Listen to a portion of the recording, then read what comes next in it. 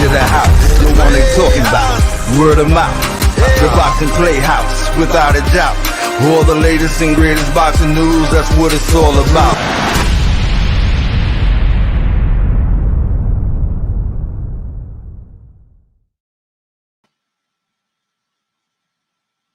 What's up? This is Sakura A and Emelio Santana. And this is Boxing Playhouse's After Dark series.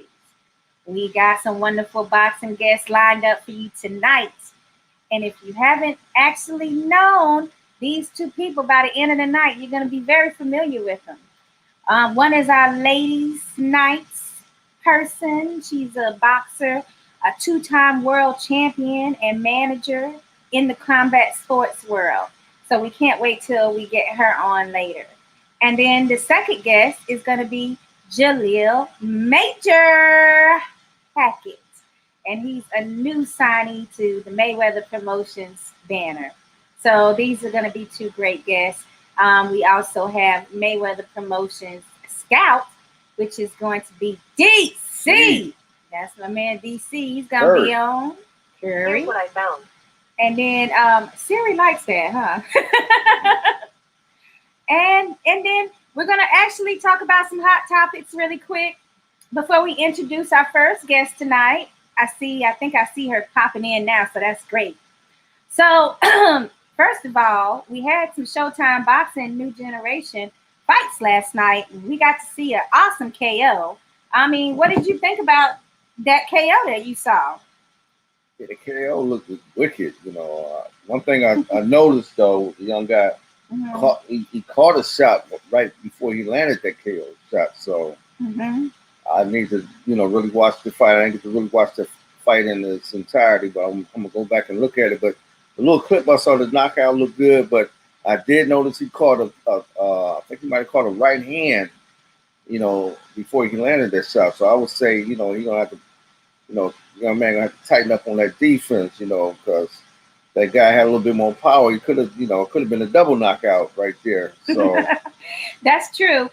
Congratulations to Brandon Lee. He was the guy that was able to get Samuel Tia out in the second round.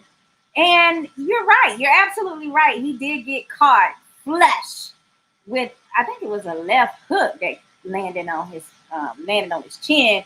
But fortunate for Lee, he did not have the type of power. The guy was not known for power, his opponent. So right. He didn't, it didn't bother him that much. And then he came right back. It was kind of reminding me of like a catch and shoot that the Charlo brothers are known for. So he just came right back with his hook and laid him out. I was like, wow. I mean, it was very impressive. And I think that's the way a lot of guys that get that chance and that exposure. This is the way to get your exposure. You get the maximum exposure with those KOs and you get those replays and bam. And now I know Brandon Lee. Right. Yeah, we got to have Brandon Lee on the show too so he can fill us in on exactly what his next steps are. That's definitely the way to go out. You get that platform on, a major network like Showtime. You want to go out and let the world see you, with a bang like he did. So that was very impressive. Yes. A highlight reel already. So well, you liked it? Yeah, I definitely liked what he did. Only thing I'd say, just keep that hand up. Don't get caught, or get caught hooking with a hooker. He might get hooked by the wrong dude. So next time, keep that other hand up when he throw that hook. But that's just a little something, to iron out the twerks or whatever. But I like what I see so far. Yeah, we'll keep a lookout for the guy, Brandon Lee. And in our next hot topic, we actually have Sean Porter. He shot it out on Twitter today and letting Bud Crawford know he's ready in May. He actually specifically said a month, in May. So, I mean, can we no longer say that no one is called? I mean, can Top Rank and Bud Crawford say no one is calling him out? I mean, we've already had it where, basically a Brook called him out, even though he was not able to perform to the level that he used to. He did call him out. And then we had Keith Thurman one time calling him out. And then Sean Porter, the whole entire time, has been saying, I'm willing to fight him. So we can't really say that no one's been willing to call out the Bud known as Terrence Crawford.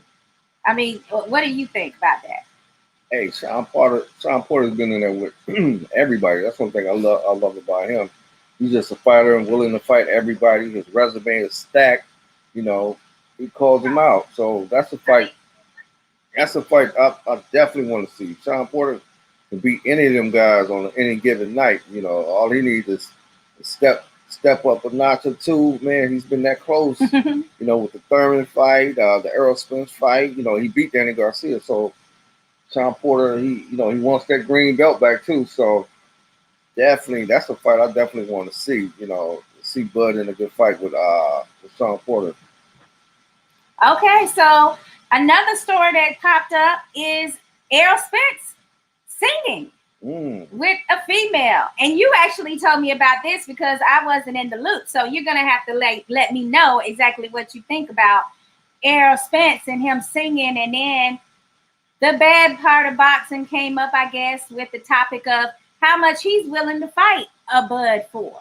Well, what percentage he feels that he should get versus Bud. Yeah, the truth, Errol Spence, he came out throwing some lyrics around like Teddy Pendergrass, you know, that 50-50 love. He came out with what he said, 70-30, 60-40. Then he broke it down to 80-20. You know, he was throwing some lyrics out like Teddy P. But I don't know.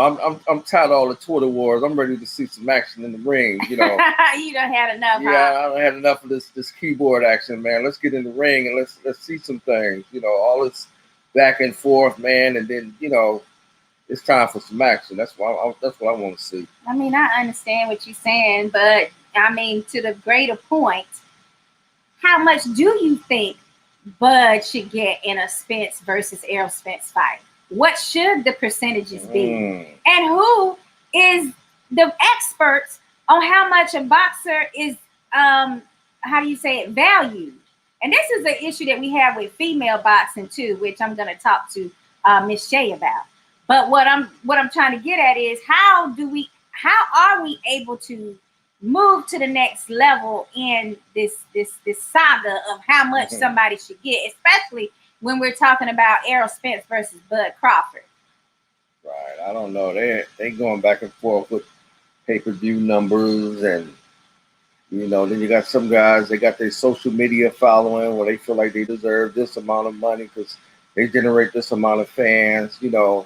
I don't know. Bud is he's the welterweight champion. If it ain't a 50-50 split, I mean, it's got to be, it's got to be close. If Earl is the A side, I don't see by a whole lot. Not a whole lot. If he is the A side, so yeah, they should be able to come to terms, man. There should be no lopsided negotiations. There should be a close negotiation. I give Earl an A side, but see, Bud got to come in there. If he feel like he's the better man, go in there, hey, take that little cut or whatever it is, beat Earl, and then hey, you the A side next time. So some guys, sometimes you got to take that B side role, play that role, and then you whip the other dude ass, and then next time you call the shots. So yeah, that's true. You can take it that way.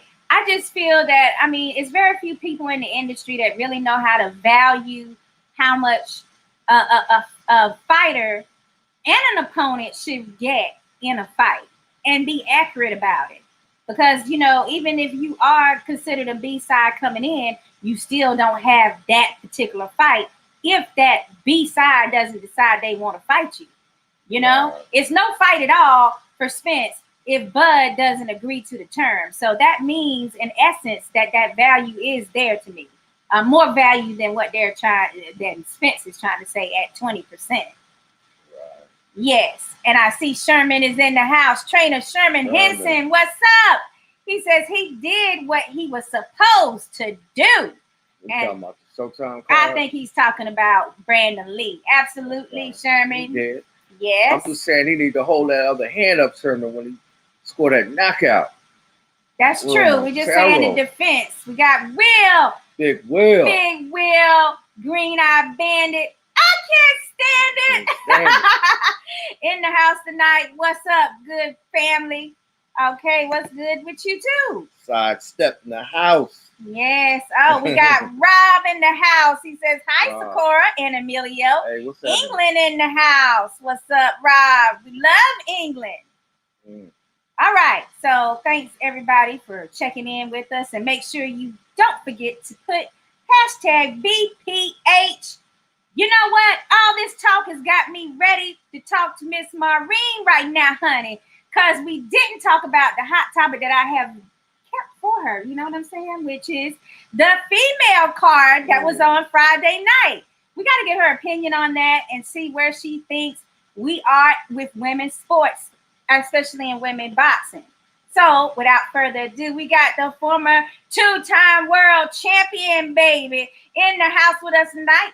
Boxing Playhouse is ready for Miss Maureen Shea. Miss Maureen, where are you at? How are you? How you doing, beautiful? I'm good. Good. So we just want to thank you so much for taking time out to talk to Boxing Playhouse and our players that's watching tonight, the fans. I mean, where are you located at tonight? I'm in Florida. I'm in South Florida. South Florida. Ooh, we ready to party down there. Every time I hear South Florida and it's spring break time, you know. It gets crazy. It gets crazy. I'm close to West Palm, Miami, Fort Lauderdale, so it gets crazy down here. Yeah, good time. It's a good time. So, well, first of all, I mean, we find it like such a privilege to have you on our show. Oh, thank you. I appreciate that. Thank you so much.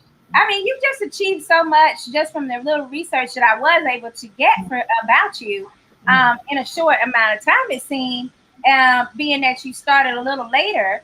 Can you tell us a little bit about how you got started in boxing? Well, you know, believe it or not, I think the way that I started, I was actually young to discover boxing. I was 17 years old. So back then, that was pretty young. We're talking, 1998. I'll date myself now. But but I'm proud. I'm 40 years old. I'm proud. I'm strong. but yeah, so I started at 17. I always say it was a gift from God. Boxing didn't save my life. I was actually in an abusive relationship when I was 17. And I went to the gym to better myself from my abuser. I had very low self-esteem. I thought if I lost weight and I worked out and I looked better, maybe he'd, treat me better. And I went to the gym, worked out, and I walked to the back and there was a boxing ring. And, it was interesting for me. I reflect back on it now today and I'm like, man, that's something to walk into when you're coming from a violent relationship, to walk into the back of a boxing gym and be like, oh, wow, I want to do this, which is crazy. But you know what, where it came from? The first boxing match I ever saw was when Tyson bit Evander Holyfield's ear. Now, I was about 15 or 16 years old. I was at a friend's house in upstate New York, and we were hanging out in the kitchen. His father was having a party in the living room, a fight party, and everybody went crazy. So we all ran into the living room. I sat down, and I was fascinated. And what I was fascinated by was not the boxing so much, but the emotional rage that Mike Tyson had. And believe it or not, I connected with it because as a child, I was very reactive. I was angry. I had a lot of misplaced rage. And I think when I ended up in this relationship, I started to self-abuse, and then I let somebody else abuse me. So when I went to the back, the first thing that I remembered was that feeling of like interest that I had when I saw Tyson, and that connection that I had with Mike Tyson in that emotional state, that I was like, oh man, like, I want to check this out. So I speak fluent Spanish. I'm half Mexican, half Irish. And one of the trainers is Puerto Rican, Willie Soto, who I still speak to this day. And he came up to me and he said, do you want to try? And I started speaking Spanish to him because I figured, how am I going to connect with these people? And I said, okay. And from there on, boxing literally became the architect that rebuilt me. I had struggled with depression, obviously low self-esteem, and I found myself in boxing. I found a place to put my emotions. I found a place to kind of compartmentalize and almost a discipline of how you can't listen. I was anorexic, and I'm like, well, I got to eat if I want to box. And boxing became more important to me than that self-abuse. Okay. And through boxing, I found the strength to take my power back. You know, I do a lot of motivational speaking with domestic violence victims. And I'm like, you know, when you give something away, you know, you can take it back. When somebody takes something from you, it's harder to get it back. So I'm like, take ownership. And I'm not saying to women that they need to say, oh, I let him hit me. No. But why did you think you deserved it? And then reformulate that thought and take that back, because you can. Maureen. Right. She's powerful. I love that. That's power. The truth has never been spoken so eloquently, because it's something that a lot of women, whether they've been in an abusive relationship or not, need to hear.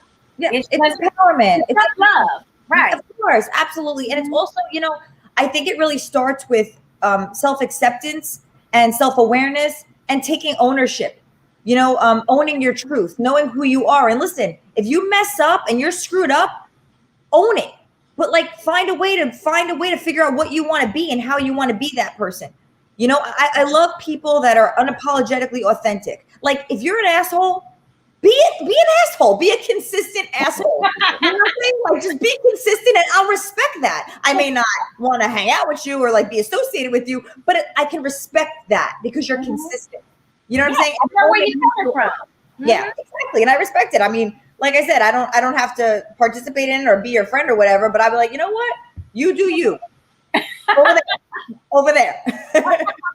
way far over there. I got a question. Being inspired by that Tyson Holyfield fight, it never gave you the urge to want to bite nobody on the ear, has it?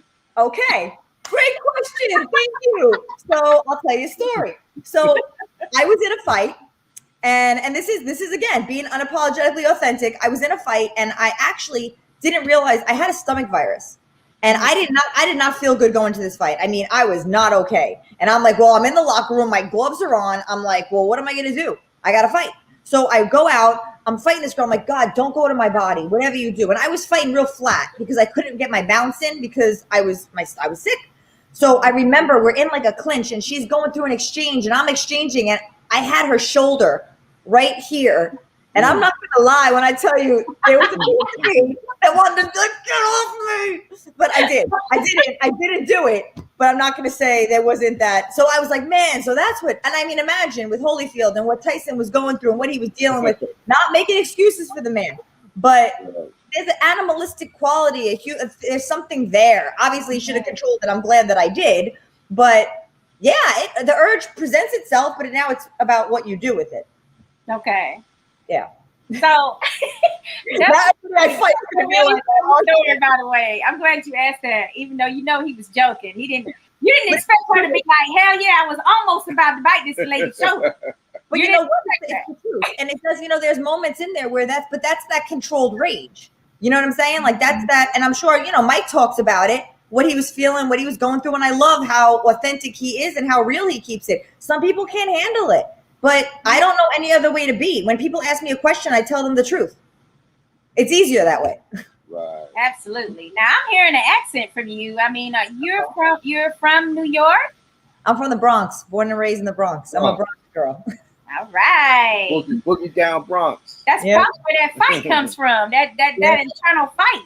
Right. I'm Mexican and Irish. The Mexican and Irish helps a little bit. Absolutely, that's a great combination for a fighter. You know, that's like deep roots for boxing in both cultures. So my parents would say to me, like, "Why boxing?" And I'm like, "Are you kidding me?" Because my parents weren't involved in boxing, and they're like, they knew that I had issues, and they were just like, "But I'm like, I'm Mexican. Like, it's in my bloodline somewhere. I mean, I don't know anybody that boxed in my family. I'm sure on both sides you'll find it, but here I am doing it." Maureen, who would you say is your favorite fighter? Marvin Hagler. Marvin Hagler was absolutely, you know, coming up, I didn't really, you know, I'll tell you, I didn't really know much about the sport, you know, when I first got into it. And the women back then, you know, I appreciated the Christy Martin, Lucia Riker, Layla Ali, Jackie Frazier. Like those women were like, wow, like they were there. But there was something that I connected to with the men. I felt like the men were more accessible because the men were televised more. So those women I couldn't really understand and connect with. And, you know, growing up, I started watching actually Arturo Gatti, Fernando Vargas, Roy Jones, Bernard Hopkins, like those guys. But then when I started going back into the history and I started watching older fights, you know, Marvin Hagler, I feel his athleticism was so amazing. He could really do anything. You know, he was a boxer puncher, could switch. He was just so, you know, versatile. And I connected my own style with that. But I also connected with the personality of Tyson, where I understood that, like, I know it's hard to understand it when you look at me, but I was like a psycho when I was a kid. Like, I had some deep issues. I'm saying, you could ask my mom and dad. I would break things in the house. I would slam against the wall. I was like beyond uncontrollable. They didn't know what to do with me, you know, because they had all this. My mother's like, my mother put me in softball, soccer. I played an instrument, but I'm like, I wanted to hit stuff. You know what I mean? Like, I used to get fouled out of basketball games because when I went for the ball and it was a jump ball, I was flinging girls across the court. And I was in 8th grade. You know, like anybody who knows me from the Bronx back then is like, no, she definitely was a little off. Wow. Now you had that violent streak in you. I mean, that's what people ask me. They're like, well, you know, you're so feminine in other ways, but then you watch this violent sport. And I'm like, yeah, and I love it. Every time somebody gets smashed, I'm like, yeah, you know. Yeah. I know. I love it. That's awesome. A little violent streak. That's all. Yeah, that's all. But you know what? Like I said, it's a controlled rage. And I think it's super therapeutic. You know, because like, think about it. It's acceptable for a man to have that back then anyway, you know, and for a female to have that, it was almost like not feminine, not ladylike. Mm-hmm. And I'm like, okay, well, but I was born like this. Like, what do you want me to do with this? You know what I mean? Like when I'm in there, it's like, I'm a very loving, very sensitive, very affectionate person. And I'm very much a woman, but when I'm in the ring, it's a switch. Mm-hmm. Mm-hmm. And that's okay. We were talking about that earlier with your friend, the beautiful Dahlia Duran. Oh, I love her, yeah. Yes. And we were just having a conversation about, you know, femininity and boxing.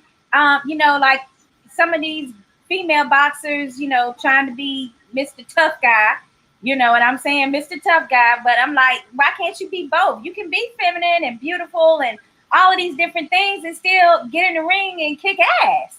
Like, you know, why does it have to be one or the other for some boxers? You know, it's funny, and this alludes to what you guys were kind of talking about before, between the men and the women getting the notoriety and getting some attention and getting, you know, equal pay, or just being, now that we have a better platform. But you know, the women back then, you know, it was very difficult, you know, to have that. I mean, Christy Martin, if she hadn't had that opportunity on the Tyson undercard, would she have gotten to where would people have known? I mean, she's been an inspiration for me, and including being a victim of domestic violence. And now for me to be able to say, I can call Christy Martin on my cell phone and have a conversation with her. That's awesome.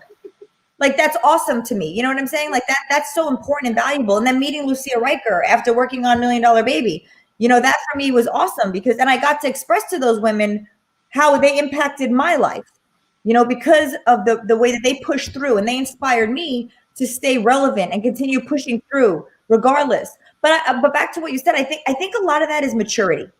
I think it's maturity, and I think it's emotional intelligence. And I'm not saying that they're emotionally stupid, but I think that they're just in a place in their lives where they're still trying to figure things out, and they're trying to figure out who they are. Because I had some issues too. When I was younger, I didn't really know. I was losing my identity. I wasn't sure who I was. And I think women in their, you know, their early 20s, you know, to late 20s, you're still kind of mid to late, you're still kind of figuring it out. Mm-hmm. And I got to say, as a 40-year-old, like when I hit 30, I realized I learned a lot. And then I started to just like not care so much. Mm-hmm. And then when I hit 40, I couldn't wait to be 40, because there's really a difference. You know what I mean? Like now I'm sitting here, I'm like, man, I'm the best I've ever been. I am so sure of who I am, where I'm going, but I'm still open to learn, and I'm more patient, and I feel like I'm more emotionally stable. Like, hopefully they go now. At least I think so. Something very freeing about being in the 40s too. There is things that you really don't have to, you know, be so conscious of as you would be in earlier stages of our lives, so that, you know, you're able to just be more in tune with your own self and your feelings and what you want and what you don't want. Like, you know, the old me, you know, I don't want to really do something for you, but you asked, and I'm like, okay. Now I'm like, no, I don't want to do that. Okay. You know what I'm saying? But I feel like only women like in their 40s can really understand that. And it's hard. It's interesting because I'm around a lot of younger girls, and I say to them, like, listen, I'm not saying like I'm superior to you. I'm just saying like, just things aren't going to matter so much, you know. And I remember women in their 40s when I was in my 30s telling me this, you know, like there's certain things that aren't going to matter. But I was more fearful in my 30s. Like I was afraid to make mistakes because, you know, that window of like that safety net was, I was more having taken on more responsibilities. Right. But you know, during the time of my 30s, I moved. So I went through depression. I was in severe depression, and I was on medication. I had an eating disorder. I became a compulsive eater, and I was an emotional binger, and I had gone up to 180 pounds, and I was on all this medication, and I'm like, what am I going to do? And I really pretty much diagnosed myself, and I have doctors now that understood. I had seasonal affective disorder, which is the serotonin levels in my brain would drop during the winter months in New York.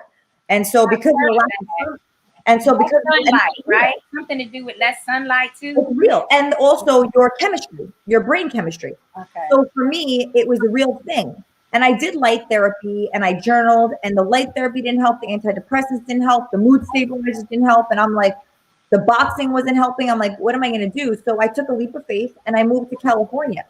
I had some connections out there, and you know, I had money. I saved some money. I always worked, and I had my savings. And I said, you know what? I can't afford not to move. I need to figure this out. Otherwise, my life's not going to be the life I should live. And I did. I moved to California. I moved to Oxnard, Ventura, California, with my savings account, and I became a world champion like 8 months later. Yay! If I had that's so inspiring. You took the chance, and that's when you're like, you feel like the most scared you've ever felt in your life. And there's something in your head that's telling you every little thing that can go wrong if you do this. And you still, in your mind, Miss Shea, you were like, you know what? Forget it. I'm still going. I'm going to see what's out there.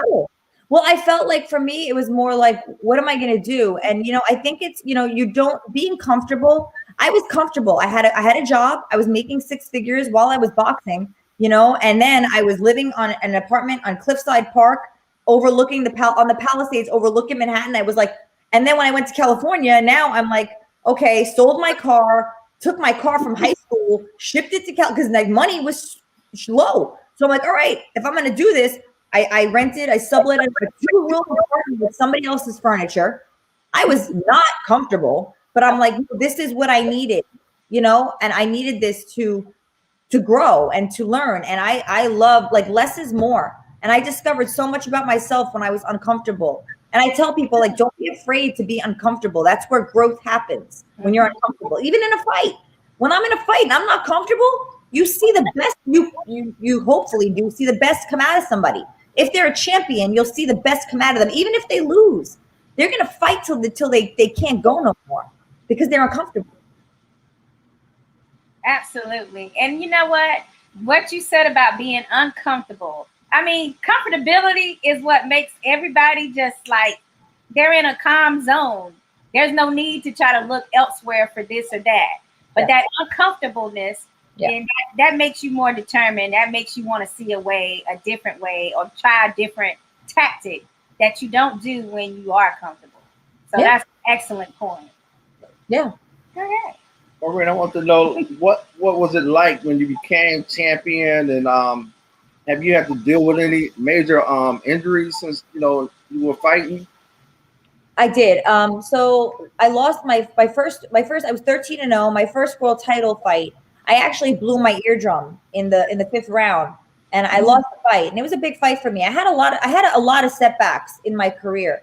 And again, the fortitude, and I just knew, God is my higher power. You know what I mean? I have a relationship with the Lord, and I am just like, man, I know He has a purpose for my life. Jeremiah 29:11. I'm not going to start preaching, but I'm going to tell you that for me, it's like, all right, I'm in this. I'm not supposed to be boxing. I should be dead multiple times, but I'm here, and I've tried to pull away from boxing, injuries, everything, depression, weight, everything. And I'm still here. I'm like, all right, what am I going to do with it?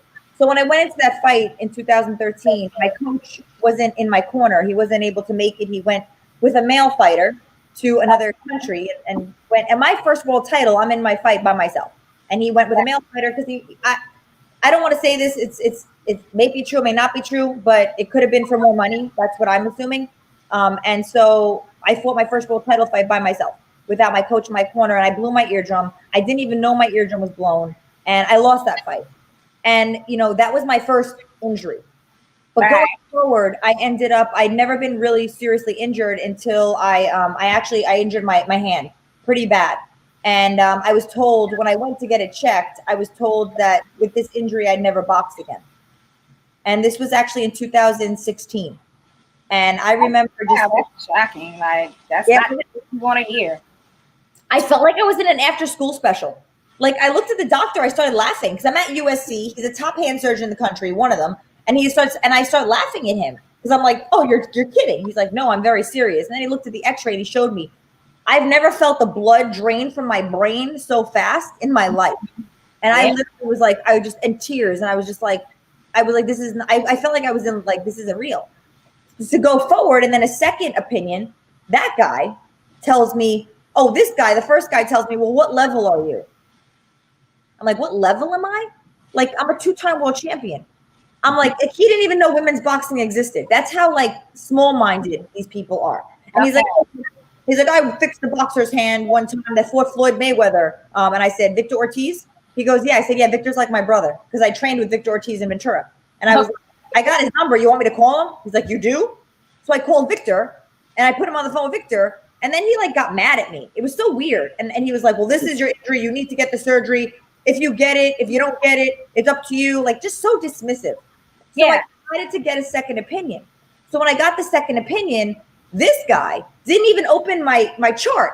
He said, so what can I do for you? I said, well, I saw this doctor and he told me that with the injury that I have, I'll never box again. This is the injury.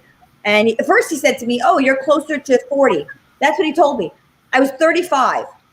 He goes, oh, you're closer to 40. That was the first comment he made. And I'm looking at these people like, is this a joke?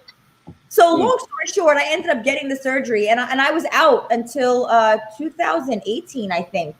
But it was extensive. It was I was in a cast for 3 months. Now, mind you, I'm in a cast thinking I hid it from this. I hid it on social media. Nobody knew because I was dealing with a lot of stuff at that point. I was afraid my depression was going to come back. My eating disorder was going to come back. I was just so scared. And I said, I'm not one to put everything out there. I feel like there's a time and a place for it. And this I knew for my own psychological health and emotional health, I needed to go through this on my own. So, people ask me like, oh, when are you fighting? And I said, oh, I don't know. So I just was dealing with it, but then I was finally able to come out and tell people about it because, and I did fight. Obviously, I'm still fighting. Everything, my hand is fine, but it's that time where you don't know, because the doctors say one thing and I've never been that seriously injured before. And it's my hand. And they were like, oh, well, if it happens again, there's a 99 out of 100% chance it'll happen again. You want to know how I felt walking to that first fight back from that injury? Girl, yeah, that on your head. Yeah, like that could be a re-injury. Let me tell you. Yeah. Well, if I re-injured it, that would have been it. And I would have lost mobility in my hand. Just to give you still did it. I did it. Girl, you're like, you're like amazing to me. You still were like, let me try this. I did have you done boxing as well, by the way. Yeah, thank you. But like I tell people, men, women, I'm like, listen, if you line up your cards, there's only so much. There's what you have control of, and then there's what's not in your control. So I'm like, all right, what's in my control? How I react to what people say about me, in my control. What I entertain, in my control. What's not in my control? How long I'm going to heal, whatever my body wants to do, whenever it wants to do it, everything else is really not in my control. So I have to kind of like sit there and say, okay, did I do everything that I could to best prepare for that fight and take all precaution necessary, whether it was doctors? I was going through hypnotherapy to make sure this was right, to make sure my heart was right. I was in church. My soul was right. I was like, all right, the rest is in the man's hands. For sure. I actually wanted to ask you about one fight in particular, which is the draw in which the two IBF titles were on the line, and you fought a Luna. Yeah, Luna. Mm-hmm. So, I mean, I see the draw on your record. However, I wanted you to describe exactly what you felt happened in that particular fight. You know, I learned a lot in that fight. I felt, you know, for me, I felt I won the fight. I felt it was a very close fight. And I'm, again, not making excuses, but people need to understand that we didn't know how tall Luna was. We didn't know her reach because none of that was documented because she had never fought in the United States before. Okay. So when I got to the weigh-in, this girl's got a 7-inch reach on me. She's, you know, a lot taller than me, but I'm like, you know what? No excuses. I make adjustments. And so we thought we were fighting a Mexican fighter that was going to come forward. So in the first round, I realized it's on pay-per-view. Shane's giving me this opportunity. I'm going to put on a show. I came out and I'm like, we're standing there. I'm like, this girl's not going to hit me. She wasn't going to engage. So I was like, shoot, she's going to box me. So I'm like, all right, I gotta be the fighter. So I came forward. I pressured her. Mm-hmm. So it was interesting. There were some things I felt the referee kind of let go. She was holding me down a lot. She obviously didn't want me in the inside because my body shots they're pretty vicious. And I was hurting her with those. But she was like holding me down. And kind of like when Floyd was fighting Manny, like I felt like that, you know, like I was being pushed down. Okay. And I mean, smart on her part because that's what she had to do, you know. I felt the ref could either warned her or given her a point, something. But I felt like based off effective aggression and ring generalship, I felt that I was the better fighter. I'm not mad at the draw, but I felt like I could have taken that fight. I wanted the rematch. I said it actually immediately after the fight when Rich Murata interviewed me. I said, no, I want the rematch because I felt I won the fight. I know exactly what I need to do.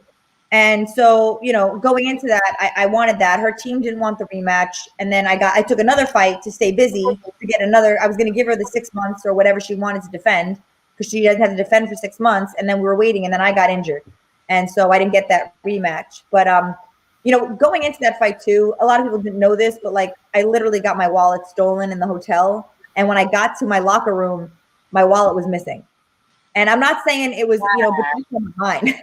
You know what I mean? Like, I'm like, you know, so, and I was at the time, and another thing I learned, I was in a relationship, the wrong relationship, and I had distraction. I had somebody, you know, texting me that their ticket wasn't at the front door. I'm like, I'm about to fight for a world title. Why are you texting me? You know what I mean? Like, yeah, but distractions. Yeah. No excuse. My fault. I learned, you know, like I learned, okay, now, you know, I'm staying by myself until it's difficult as a female in this sport. And, you know, I've been single and I've never been married, no kids.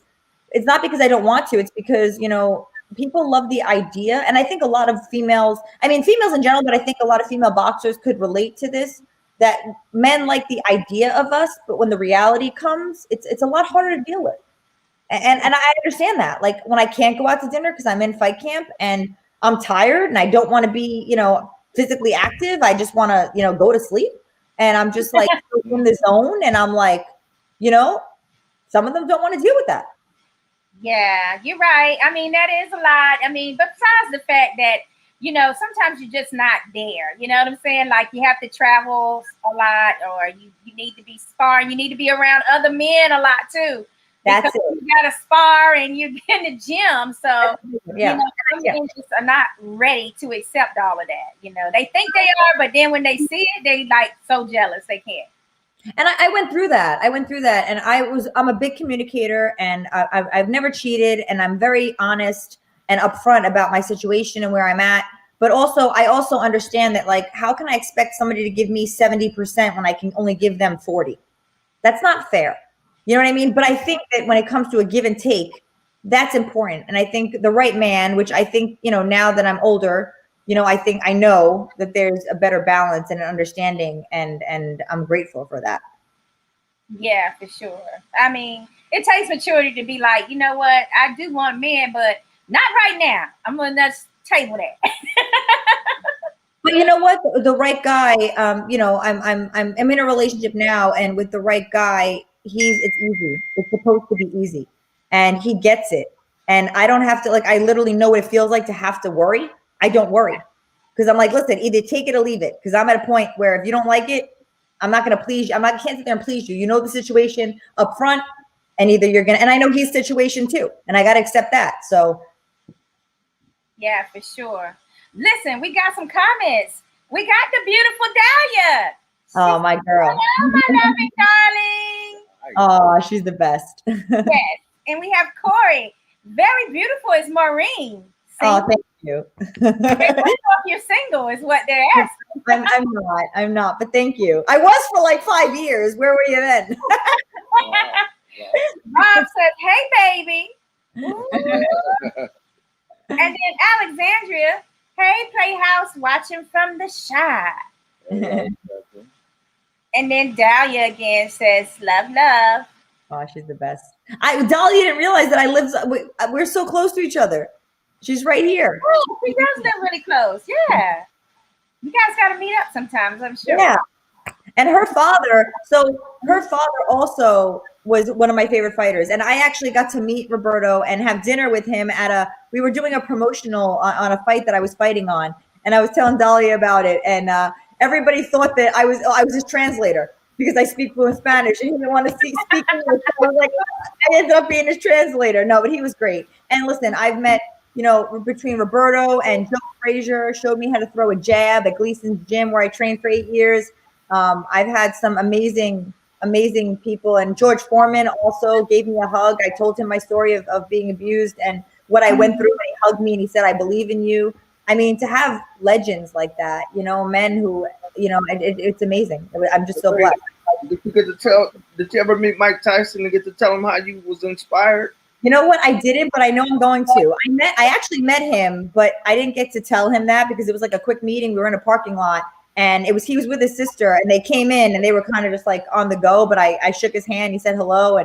But I know I will. Listen, I got to tell Mary J. Blige what her music did to me in my life. I got to talk to LeBron James and tell him how inspired I was by him and, what he did. I got to meet Clint Eastwood. When I got to meet Lucille, I've been David Cohn. I'm a diehard Yankee fan. And even with David Cohn, I got to tell him he was my favorite Yankee. When he went through with his aneurysm, with his shoulder, and he went to win a Cy Young Award. And I got to tell these people, I'm like, I'll get to Mike. When the time comes, I'll get to Mike. Hey, when you ate with Roberto Duran, did you eat Palomino steak? We did have steak, actually. We did have steak. Like the best when it comes to steak eating. Like that's one of his favorite pastimes is the steaks. we were at an Irish pub because we were doing like a bar crawl with it was Irish Ropes Promotions, and it was when John Duddy fought Yuri Boy Campos. I think it was like 2006. I don't even remember. It was like 2006 or 2007. And it was a long time ago. And we went and he had steak. I remember because I actually remember that. Well, I was going to ask you about what you're doing today because I understand that you also have taken on the behind the scenes role of being a manager for someone that's in the MMA. Can you tell us a little about that? Yes. So Jake Bostwick, who's a veteran MMA fighter from London, England. I actually met him strength and conditioning with my strength and conditioning coach, Phil Daru. And, Jake and I were training partners. And he was like, he's a over 30 fight MMA veteran, and he got to boxing.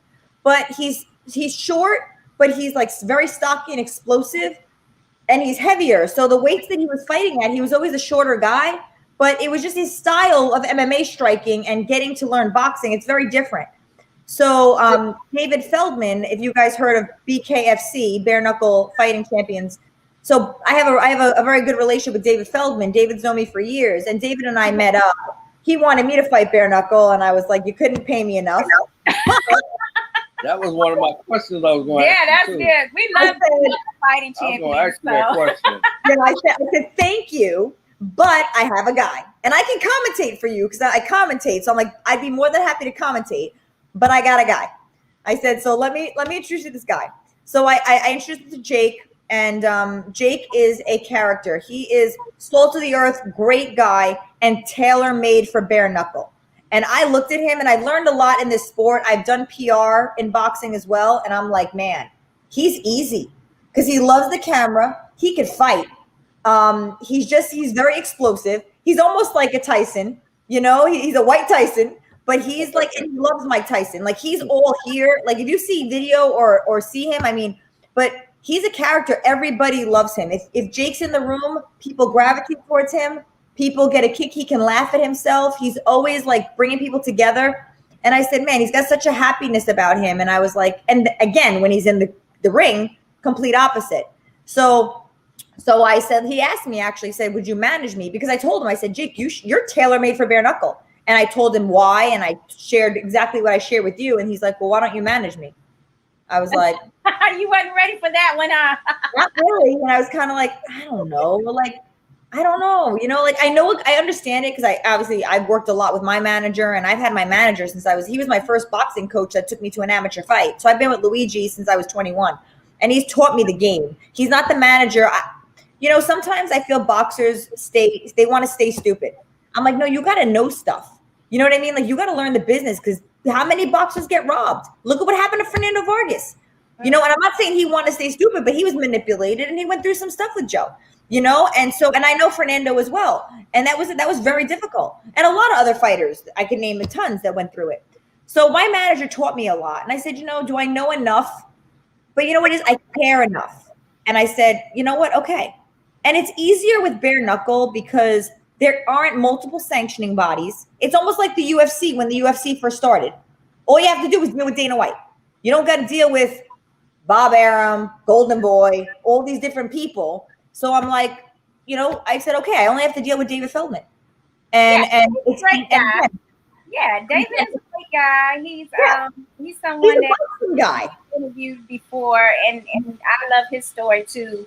Where this great idea, but it's like, how can you get people to even open up their minds to explore what this new sport could be for combat sports? Yeah, but he also is a cancer survivor. I mean, he's gone through a lot.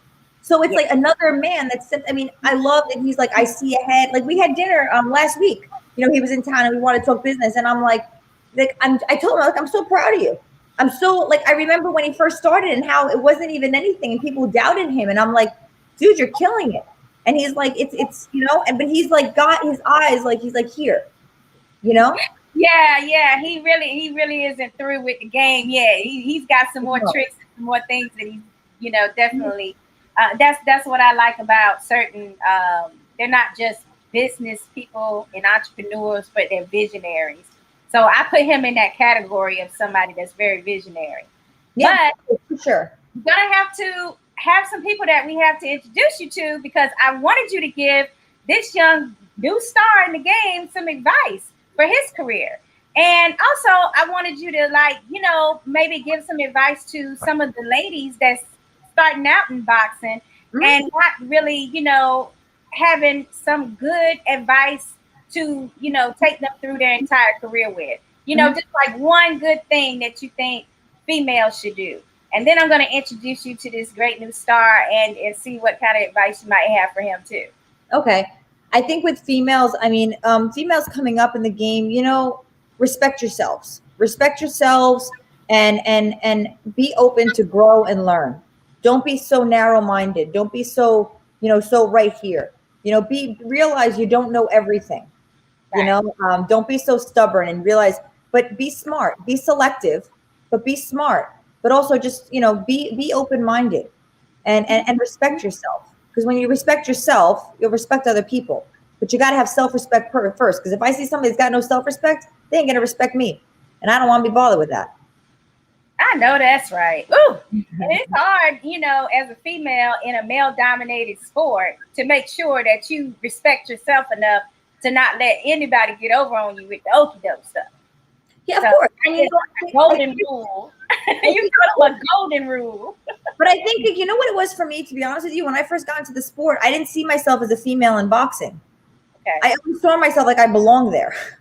And I don't know if it's already like I felt like I belong here. And I'm like, I was always that rebellion and I had an attitude and I was very focused, and even people in Gleason's can tell you, I was very kind, I was nice, and I was hello, but I didn't speak to myself. And I had friends of mine that are friends now. They were like, man, I thought you were a bitch because you didn't talk to anybody. I'm like, well, I didn't talk to anybody because everybody was so violent and angry and it was like just, Grayson's is a very like cliquey, with the trainers and everybody. And I was like, I don't know who to talk to. It is very quick at times. Yeah, boxing is like that. Okay, so let us introduce you to our new Mayweather promotion signee, Jalil Major Hackett.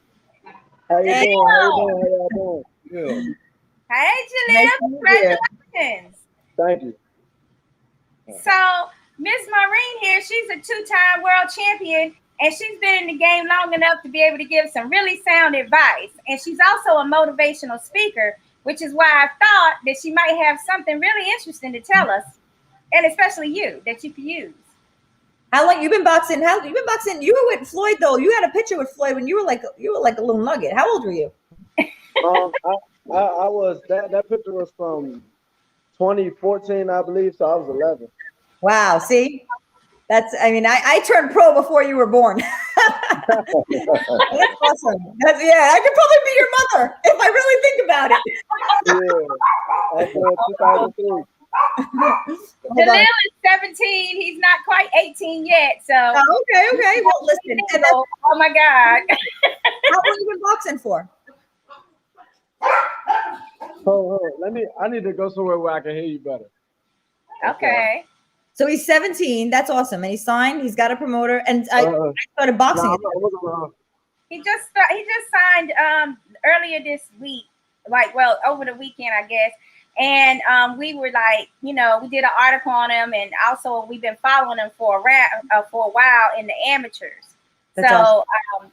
Jalil is an awesome guy because we just see that he's like a little bit more, has more wisdom than the average person his age does. He's interested in, like an old soul, because he's interested in, looking up the tape. He wanted to meet, what's the boxer from Tallahassee? Oh, Derrick Smoke Gainer. Derrick Smoke Gainer. He wanted to meet him, just out of the blue. So like he's like one of those boxers that we kind of like feel is special in a way, because he's willing to learn and adapt and really take in a lot more knowledge and wisdom than some of the advice that I gave for the females. Yes. Yeah, it's like and that's what he's doing. I mean, that's huge. And I love seeing these younger fighters come up. Like I actually I'm part owner of a tequila company called One with Tequila, and one of my business partners is Teofimo Lopez. So seeing somebody like Teofimo, so young, and what he's achieved and what he's doing, it's beautiful. It's really great to see, and it's awesome. And then we have Larry Holmes is part of it, and so is a partner, and so is Boom Boom Mancini. So I'm sitting here like, how diverse, but how amazing to be involved in this group, with these individuals, with this brand. And absolutely, you're killing the game right now. Well, it's like I can't. Sometimes I sit there and I'm just like, it's crazy. But I've always been one to. I'm smart with the opportunities presented to me. I can jump on everything. But when this opportunity, it's funny because the owner of the founder of the company, the owner, Lisa Elovich, was a boxing promoter, and she actually promoted my NABF title fight, which was my first fight. And that was in 2000. Well, that was a long time ago. It was like 2008. And then I had her on my podcast that I used to have. And then a year later, I'm now a business partner, but it's a great company. There he is. Okay, there he goes. There we go. So my question. So when did you start boxing? I started boxing when I was 8 years old. Wow. That's awesome. And how many amateur fights did you have? My amateur record was 140 wins and 19 losses. So how many amateur fights I had before I turned pro? Let me guess. It's gonna be a crazy low number, an unexpected number. You want me to tell you? Yeah, you gotta tell me. I had 12 fights, 12 amateur fights. Oh. I was thinking 20. Yeah, I was gonna say about like 30 or 20. And let me tell you, also, my second fight, I went to nationals because I couldn't get fights because there weren't enough girls. So I fought the national champ my second fight. Oh. Oh wow, they threw you. I threw myself in there. It was a little different, but I think that's awesome. I just want to, Shakura was telling me about, she asked me advice to give females or any fighters. But it seems like with you, you know, she said you're an old soul and that you're, you know, you're studying and you're smart and you're, you know, I think that's awesome. I think that, you know, I'm excited to follow you and watch you, you know, with what you're doing, and you're with good people. I mean, if anybody knows the game, it's Floyd. You know, he's smart with the business. 100%. Business wise, I mean, he's smart. You know, and people, and it's funny because I had issues with Floyd in the beginning of my career. I had issues. Oh, boy. But I realized, but you know what? I said, you know what? And I own my shit. So I said, you know what? I don't even know the man. And there was a book written about him called Money. And I said, you know what? I'm going to read the book and I'm going to get to know a little bit. I need to know him. And man, when I read that book, I was like, wow. You know, what he went through when he was younger with his dad and everything that he had been through, I was like, you know what? No wonder he is the way he is. You know, who he is and what he's doing. I mean, and that's to be admired too. Nobody's perfect. You know what I'm saying? But I got, and I tell people, I'm like, listen, I didn't, in the beginning, I was like, but I'm like, you know what? I'm not going to judge until I understand or have an opinion until I know the whole story. And then when I read about it, I was like, wow, that's really interesting. And he's very smart. And to come from what he came from, you know, and to see what he saw. And then, I mean, in the book, they talked about his dad holding him in front of a drug dealer that had a gun out and he was 1. Wow. You think babies don't remember that? You think babies don't go, they don't, you know what I mean? That's traumatizing. That's a lot of stuff. That's some heavy stuff. And yet and still he was able to triumph. You know, there's some people that just have that fight in them, you know, that heal for life, that, you know, that conquering spirit. So I'm one that really admire Floyd and all that he's accomplished, as well as someone like yourself, Maureen. Thank you. Also, you know, had a rough road. I mean, dealing with domestic violence at 19, you know, I'm one of those women that's been blessed to never have had any type of incidents. I guess they know better, but yeah. And you know what though, to be honest, like people would ask me like, oh, do you want to fight men now? I'm like, no, I want to marry a man. I'm like, not all men are like him. You know what I mean? Like I'm not one of, I don't like all of a sudden I'm like a male hater. I'm like, no, he was just that person. He's not a good person. So not all men are like that. And now I'm surrounded by amazing men, you know, and they're supportive and they're like brothers. And again, I took ownership of what I could have done different in that relationship. And the first time he put his hands on me, I should have been like, bye. And I didn't. Yeah, but you were smart enough to explore why you didn't say bye at that point. Yeah. A lot of women let it go on for quite some time, years and years. So I'm glad that it happened to you earlier in your life so that you could experience what you have now, which is good. We thank you so much, Maureen, for being on the show. Can you tell people where we can find you, your social media platforms, and also if you have a website or motivational speaking site? Yeah, we're working on the website right now, but my Instagram is Maureen_Shea. You can follow me there. Facebook's Maureen Shea, and Twitter Maureen Shea. And I ain't doing Snapchat. I know Jalil got Snapchat, right, Jalil?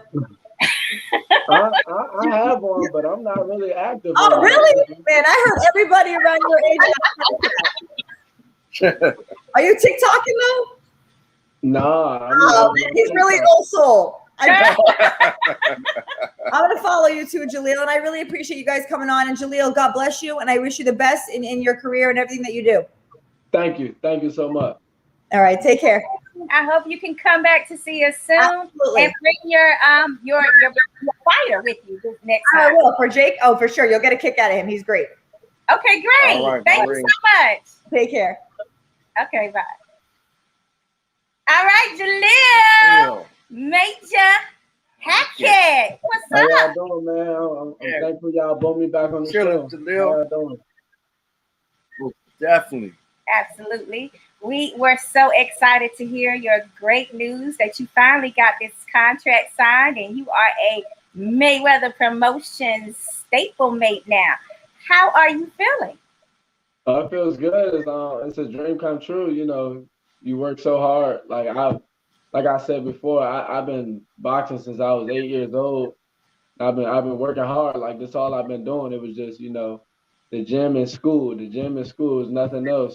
So for me to work so hard all the time, I sacrificed all the friendships I've broken for boxing. It's finally paid off.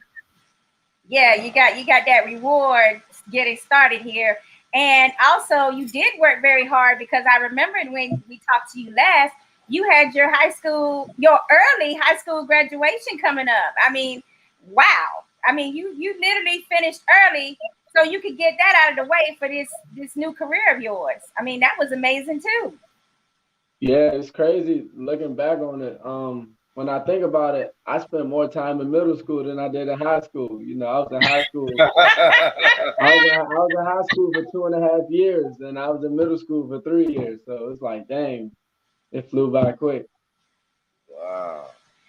Well, we wanted to introduce your manager because we got to find out exactly what all he has planned, what you guys are, waiting for, because I'm ready to hear that next date, baby. So let's get DC. What you gonna say? Hey, What's what's up? going on, Steph? What's up, Boxing Playhouse? We got DC in the house again. I know you are super excited about your new signee. Tell us. Definitely. I couldn't be more happy. Yeah. You know, it took a little minute, but we got it done, and we here now. Tell me, did you have any challenges with Jalil getting him signed and ready to go, or was it smooth sailing? Because Jalil's been waiting for that moment for such a long time. I mean, I just was wondering, what was the holdup? Why come I couldn't get it? I've been waiting for this for a while. I mean, you know, we were and still in COVID, so that had pretty much everything to do with it. I mean, you know, other promotion companies, they run their company different ways. They were signing people and had people fighting, and you know that's the way they operate. But you know, we wanted to play it safe and you know, do it the right way. Okay. And timing is everything. You know, one thing about us, everything is timing. Everything is calculated way before anything happens. You see, when I heard Jalil got signed, I had to go get my TMT shirt, man. Yeah. I had to put it on. I see. Shakira, I ain't forget about you either. I ain't forget about you. You are the witness. You know that this man has not sent me my shirt yet. I got something special for you. We're gonna make sure you have to get this in first. I'm gonna have to go shopping again because I might like something else better than that now. Because he done that. Look, Jalil, that's all out of style now. I gotta choose something else. Yeah, you got some 2021 stuff coming. That we ain't even got yet. He's gonna know me like 3 years worth of Mayweather. Right. Here in a minute. But yeah, it took a minute because of, you know, like I said, COVID was in the way of everything. And I mean, you know, at the end of the day, we're still in a pandemic. Absolutely. But we made it happen, and you know, everybody's happy, and Jalil is happy. Jalil ready to get to work. He's been working hard. One thing about him, he stays in the gym. He stays ready. You ain't got to tell him, hey, you know, some people, they got to go on the fat farm before they go to training camp. But him, he stays in training camp. They got to get to that fat farm. And a lot of people with this COVID, they got lazy. And Jalil, you know, he still do it 2 days, no matter what. The day he signed the contract, Jalil, he was in the gym working out. Well, he had to dry. Look, hey, tell it, Jalil, he had to dry his hands off and everything because he was sweating to sign the contract. I got off the treadmill, drive myself off, signed my contract, and went right to the bag. It was no, man, you just signed. Let's go celebrate. It was nah. Yeah, But we gonna celebrate. That's deep. Oh, yeah, that's coming, but you know, you still got to put the work in. This is only the beginning. That's right. That's exactly true. I was wondering, Jalil, when you signed that contract, you had them sweaty hands and everything. I mean, were you sitting thinking like, damn, I'm like really signed this contract? Like, did you get nervous? Did you get shaky right before? Or just like it actually didn't really hit until like a week later, a week and a half after I signed the contract. Okay. Because I signed about a week before the press release got put out. Mm-hmm. The press release that got put out, I was on my way to the gym and someone sent it to me. They was like, "Yeah, man, congratulations. We seen you just signed with Floyd officially." And I was like, "Oh, dang, let me see." And so I seen it on their website, and then they turned around and posted it on their social media. And I was like, man, that's when they hit me. I was like, man, you really, you up there now. You signed with Floyd Mayweather, one of the best promoters in the industry. So yeah, that Yeah, for meant a lot. sure. Actually, when I got to the gym, I came into the office to change my clothes, and I'm sitting down. I had to put my phone on do not disturb after a while because it was just going crazy. Wow. And I just When sat right the here. news hit. I just sat right here and I just cried a little bit. I was like, man, Oh, you really earned this, man. You really earned this. And I don't never toot my own horn, but I was like, yeah, you really earned this, man. So oh yeah, my but goodness, that is so touching. And yeah, I have to. We're all excited though. It's us in the media that's very excited for you too, because we've been like building up and seeing you, in the amateurs and really trying to visualize you in this professional career that you have coming up. So we were all excited. And I had to do my own little article. I had to cover Jalil now. I couldn't let that one slide. That was a great article. That was a great article. Yeah, I just read it before we came on, and yeah, I'm thankful for it. Thank you. Oh, thank you so much. It was a pleasure. I was ready. So DC, when we gonna see Jalil in action? I can't wait. Very, very soon. We got some breaking big news coming very soon. Very soon. Ooh, sounds juicy. Sounds I like think everybody will be happy about it. Oh, okay. Excited about it. sounds like an exclusive for Boxing Playhouse.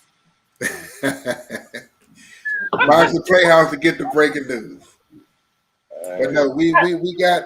I mean, he's ready to get rolling. We already got plans for 2021 and looking for 2022. But we got some big plans for him in 2021. Bigger plans than most fighters coming into the pros. Okay. Be on the platform. All right. I mean, that's a little tidbit. You're giving us a little tidbit. I mean, I'm gonna need a little more though. But I'm sure. I'm gonna slide on that for right this second. You see, I'm still sitting here and shocked at how focused Jalil is. I mean, he signed the contract and then he went right to the bag like it was nothing. Yeah. I mean, that's just him. I tell people, man, he's humble but hungry. Wow. And most people, either they humble and not hungry, or they hungry but ain't humble. But I always tell you, he's humble but hungry. And when you hungry and humble, you dangerous. Yeah, and you're gonna go way far too. Yeah. Way far. It's a level of cockiness that gets in people in trouble, when they get just a little taste and then they get a little cocky, it throws everything off. That energy is off. Yeah, but you gotta keep it even. You gotta keep it even keel. Right. Yeah, for sure. So we want to discuss a couple of hot topics with Jalil because we got to find out where his mindset is in this boxing situation. We can't let Jalil off the hook. His IQ off the chart. I can tell you that. So go ahead and ask away. He gonna answer. Okay, Jalil. I have to warn you, I'm very notorious for coming up with questions that people are kind of like, oh, wow, where'd that come from? But I was gonna ask you, with Charlo saying that not only do you need to not be under 25, but you need to take a vaccine in order for him to want to fight you. Is this something that you would also consider making the situation where your opponent needs to be vaccinated? At some point, I honestly feel as if the whole world will slowly but surely all become vaccinated. Because once upon a time, if you don't know, a while back in the early 1900s, we were in a pandemic, and they thought that would never end, but we got back to normal, and people lived out the rest of the 1900s in their regular life. This pandemic that has started, we're we're nowhere near the end right now. We're probably in the middle ground. So once we, people start to realize, oh, this vaccine works, more and more people will start to take it, and the vaccine will be the norm, and people will go back to regular living. So slowly but surely, the world will go back to being regular. We just gotta wait. But until then, would you want your opponent to be vaccinated? Answer my question. Honestly, no. Yeah, I know I kind of seem like kind of dodging a little bit, but honestly, based on the way that at least the bigger promotional groups like Showtime and Top Rank and all these different promotional groups, the way that they've been doing things is, the fighters come to the venue that they'll be fighting at a week in advance and get tested. If you test positive, they send you home. You test negative, you stay here and you test every day until the day of the weigh-in. Then they weigh in, they get tested again. You test negative, you fight the next day, then you go home. That's keeping everyone safe. So whether you had the vaccine or not, as long as you're testing negative for the virus, I feel like everyone in the bubble will be safe. So as long as the person I'm fighting is testing negative for the virus, his team is testing negative for the virus, I'll be completely fine with it. Yes, you're talking about that infamous bubble that was driving Broner and a couple of other boxers crazy. He said he felt like he was in prison, DC. I said, what? In a luxurious hotel and you feel like prison. Okay. Broner done lost touch, guys. But nevertheless, now moving on, the next question has to do with if you are in a draw situation ever in your career, would you always feel that you actually won the fight, or would you go back and look at it before you would say, and take a look at it before you declared that you were the legitimate winner? Like, what would be your strategy? I'm saying. Words. I beat that boy. I know, I beat that boy. me personally, I'm always. What would be your strategy, Jalil? Me personally, I'm always my biggest critic. So if I'm in a situation where they declare my fight a draw, the first thing I do is go back and watch, and not watching to see like, where did you do enough to where you won? Where did you make mistakes at to the point where it got to the judges saw it as a draw? So that's the first thing that always comes to mind with me. So yeah, I'm never quick to say, man, I won. They shouldn't have declared it a draw. It's always, what did you do to the point where they made it look, where you made it look like it was competitive enough for it to be a draw? Okay, damn, that was deep. I like that answer. I really like that one. I mean, I really personally feel that sometimes people should, like, there's been some times I've seen recently where a boxer actually thought they lost, but then, like, they didn't realize, like, just how well they did. But they had already said on the record that they knew they lost. And I was like, no, why the hell did you do that? You need to go back and look at this shit first before you just accept defeat. But I just wanted to, that's where that question came from. Because I just seen someone that, they thought they did not get the decision. However, many people felt that they were the winner. But on record, he had already said that he knew he lost. So then a couple of weeks later, I hit him in his inbox and I was like, I thought you won that fight. And then, he's like, yeah, I watched it over with the volume down. You got to have the volume down. You can't listen to these commentators. Oh, and no, not at all. Yeah, then he realized, like, damn, I might have got, I got a bad decision here. So those things happen. Well, I'll fight Badu Jack. Every draw he done got, he won. Oh my gosh, yes. Everyone. He's the most infamous. Like 10 years from now, if you ask me about people, but he takes it on the chin. He's the most humblest boxer I've ever met, hands down. Yeah, he is one of my favorites. Like, classy guy. Activity. Yeah. Go ahead. I was going to ask you, Jalil, when we Zoom with you 5 years from now, what you think you're going to be doing or telling us in 5 years when we have our conversation? 5 years from now, let's think about it, man. 5 years from now, I will be 23. And man, we'll be talking about, Jalil, how does it feel to be a world champion? I'm going to tell y'all how great it feels to be a world champion. Okay. Maybe a 2-time world champion. Huh? Right. Undisputed. As a kid, the goal was to be a 3-division world champion before the age of 23. Because Adrian Broner is one of very few people. I think he's one of like 4 people. 4. It's 4. Yeah.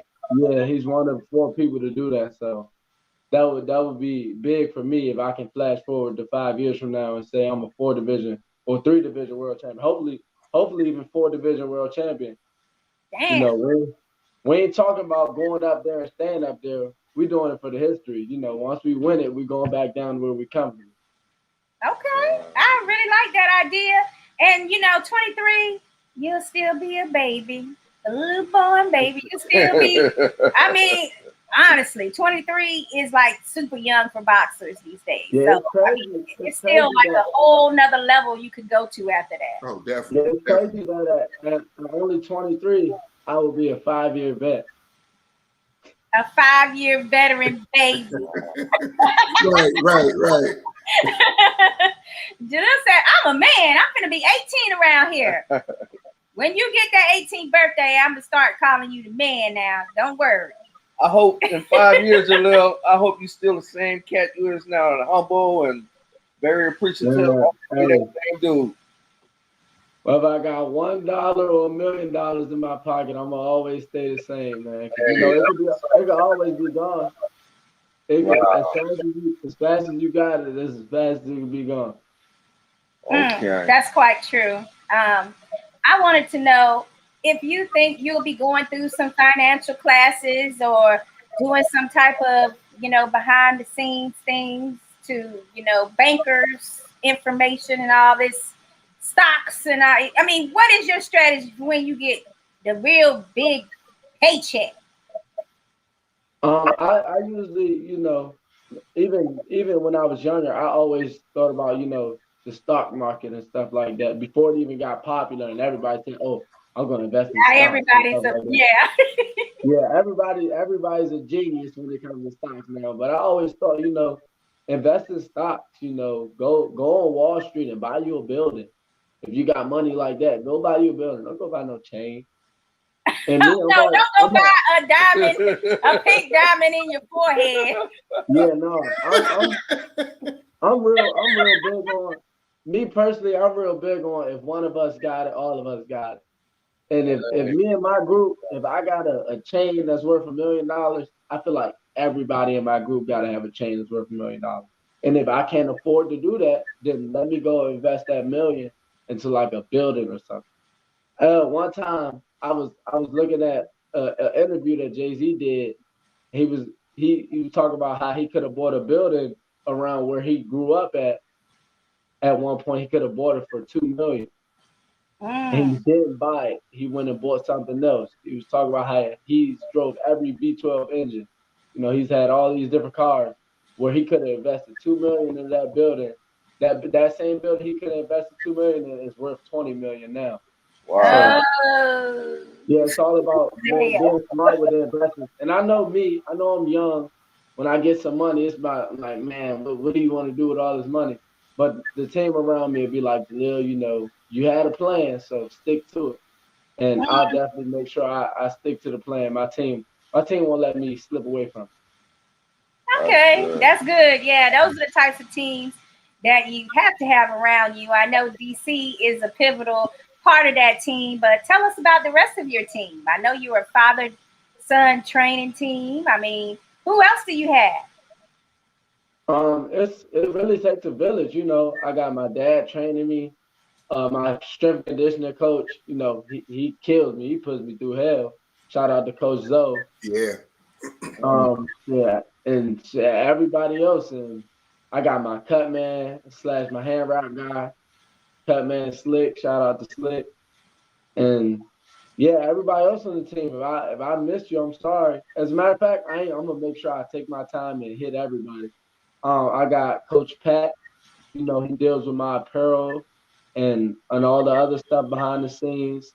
I also have a company I've been partnering with recently. Well, I just partnered with them, Millions.co. They'll be launching this spring. They also do merchandise, and they help me spread. Well, they help me grow as not only as a fighter, but with my fan base. So yeah, I have a nice team with me, and all I got to do is go out there and fight, and I let them control everything else. So I'm ready to get this show on the road. So, I mean, I was wondering with this team of, everybody that you have, everybody sounds excellent. I mean, there's just one thing I wanted to know, like, is there still a single Jalil, or is there a lady in the team? I mean, we got to know. I mean, this is Boxing Playhouse. Jalil Hackett is married to the gym. Ooh. Jalil Hackett love the gym. Jalil get bored, Jalil gonna work out. And if he ain't got nowhere to work out, Jalil gonna go play his game. And so yeah, if I ain't in the gym, I'm on the game, and if I ain't on the game, I'm sleeping. I'm resting so I can be ready for the gym. Hard work, dedication. Right. Jalil, I know you getting older, man. What weight do you think you're gonna come in at? Your next I'm a debut at Welterweight, 147. And it's crazy, we flash back to this around this time, or actually a little bit before this time last year, like January of 2020, I was only 5'7", 5'8". And then, we look at me now, I'm 5'10" and a half, almost 5'11". That was really shocking to me when I saw that you went up in weight through COVID. I mean, not weight, but height in COVID. I was like kind of shocked. I'm like, when did he get to be, 5'10"? Yeah, it's crazy. It's crazy how all of it happens. It's like, 1 second it's like everybody's the road to 140. We can't wait till I fight. Then now you fight 147. What happened? You fight 147. You can't make 140. It's like, if I could, I would, but I'm growing, bro. Yeah. And not only are you growing, it's like you got that height advantage now. I don't know, like, even if you were to make 140, I mean, it would be hard to get some opponents to want to fight a 5'10" person with a 5'11" pressure fighter. Me at 140 would be like Jaime Munguia was at 154. Yeah, that was dangerous. Yeah, it was dangerous. It was unfair. Jalil, how tall is your father? My father's not even tall. My father's 5'9", 5'8". Oh, it's hard to see that from on video. I didn't think he was that tall. And no, he's only 5'8". My mom's 5'8". My mom's actually 5'7". So yeah, y'all tall to me. I'm only 5'4". But it's crazy. My mom 5'7", my dad 5'8", but I got older brothers like my brother Rob. My brother Rob is 6'3" and he's only 18. And I got older brother Colin. He's 24 and he's 6'3". So it's like them jeans like taller jeans. Dang, that's really tall though. I didn't think that Bernard was that tall. I honestly didn't. So, well, we'll have to wish you luck on that. But how do you feel about, now taking on welterweights as deep as that division is? I mean, you could meet some serious competition right away in that division. Yeah, the division is rather deep, but like I've been told, they say, Jalil, weren't you a good amateur? I said, yeah. I was a good amateur, but the amateurs and the pros is two different ball games. He was like, weren't you whooping ass in the amateurs? I said, yeah, but like I said, they're different games. He was like, so the same people you was fighting in the amateurs are going to be the same ones you was fighting in the pros. Like all these older guys, the Earl Spencer, the Terrence Crawford, Danny Garcia, they're old. They're when they were out the door, and those guys, all of them were fighting each other in the amateurs. Like I had old tapes at home. It's tapes of Earl Spence and Terrence Crawford. I mean, not Earl Spence, Terrence Crawford. Danny Garcia and Terrence Crawford in the ring together as amateurs. It's guys like Leo Santa Cruz and Gary Russell Jr. They fought in the amateurs. So it's like the same guys you were fighting in the amateurs are going to be the same guys you were fighting in the pros. And I was a pretty good amateur, so if the amateur career goes the same way as the pro career, we got a nice career ahead of us. That is an excellent point. I mean, to think about some of the people that you have gone against in competition in the amateurs, you know, and then to know that they're going to be right there in the professional leagues. However, they will not have the platform that you have as a Mayweather Promotions boxer. Do you think that that's going to influence your, you know, how they feel about you? Maybe. Game, Jalil, you know this. Yeah, maybe not. But I know one thing. Being with Mayweather Promotions is a big plus for me because their slogan is "We're the A side." So I'm gonna have the last say so in negotiations. And most fights I won in negotiations. That's right. Okay, I'm feeling that. I'm feeling that, and it's mostly true. They usually are the A side, no doubt. So I mean, that's not like it's a lie. So I like to appreciate that. The fact that you know that at this age is amazing to me. You'll be surprised how many older people don't realize that. Right, exactly. You are so right, DC. And make the wrong decisions. Yeah, no, I refuse to fall under the dumb boxer stereotype. Jalil, who's your favorite fighter? Growing up, I used to watch a lot of Marvin Hagler and Roy Jones. Right now, my favorite fighter right now, and a lot of people compare me to him, and I just started to like look at myself a little bit and be like, maybe we do fight a little bit alike. It's Earl Spence. Oh, okay, Earl Spence. I remember when you came on last time, you like Derrick Smoke Gainer too, didn't you? Yeah, man, Derrick, we keep in touch, and yeah, he's a real cool dude. I know him and Roy, they're the best of buds. So yeah, the fact that I keep in touch with one of my favorite fighters' best friends, that means a lot. Wow. Yeah, absolutely, and he's so cool. He was like really down to earth and cool to talk to too. Yeah, he's real chill. Yeah, I'm glad that we was able to get y'all two hooked up because you know he's that type of fighter that a lot of boxers, you know, if they had that knowledge, these newer school boxers, I'm saying, if they had that type of knowledge and how to win and how to keep fighting, I mean, they would be in a lot better position than some of them are now. Because Gainer was really like that type of mean fighter, you know. Yeah, no. One thing I did learn from Smoke is, you know, he's the definition of perseverance. You know, he got in a situation where he could have got a belt, he didn't win it, and most guys once you lose that title fight, it's like if you were that guy, you're gonna get back in a predicament to where you could get it again. But if you weren't really that top guy, you had to work hard to get there. Those guys usually turn into gatekeepers. But he ain't choose that. He was like, I'm gonna go fight me another title fight and I'm gonna win this one. And that's I learned a lot from Derrick.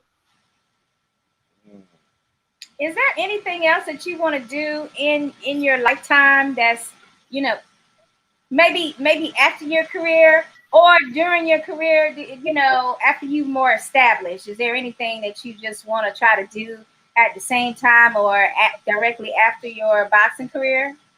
I would say after my career, you know, because I feel like if you're doing something, you gotta do it 100%. You gotta be great at it. You can't just be good at like a lot of different things, because that's what a lot of people tend to do. They're good at 4 or 5 different things instead of being great at one thing. So I'm gonna focus on boxing, and when I'm done with it, I'm gonna be completely done with it. And once I get out of boxing, I love to like start farming. You know, give me like cattle and stuff like that. You know, just see how it is. Oh, okay. Cattle. I mean, that's like really far out for me. Yeah, no, I was always a little bit interested in it. So I was like, why not? You know. Why not, huh? Which Yeah. state do you want to be in doing that? Oh, say it again. What state would you want to be in doing something like that? More than likely somewhere way out the way, like something like Texas or like Montana or something like that. Damn, he want to be out there in the middle of Yeah, nowhere. way out the way. You can't be out there with them aliens. They would get you. To be in the situation where like you gotta be around people and you gotta be like a social person.